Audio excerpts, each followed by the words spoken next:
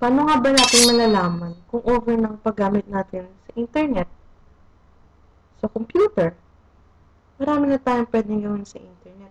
Merong Google, may Yahoo, merong Facebook, may Friendster, may Uvu, may Skype, may YM, at kung ano-ano pa. Pero paano natin malalaman kung over ng paggamit natin? Kagigising pa lang, kakahilamos pa lang, kakasipili pa lang, internet na agad ang hinahanap, Facebook na agad ang kailangan buksan.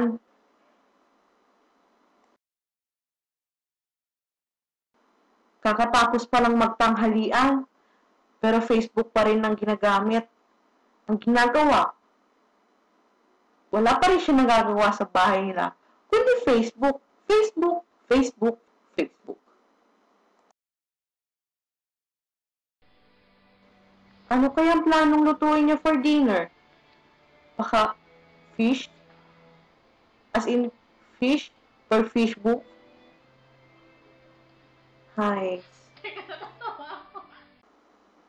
Ganyan rin ba kayo sa bahay nyo? Buong maghapon, Facebook lang ginagawa? Alam nyo, ako rin ganyan.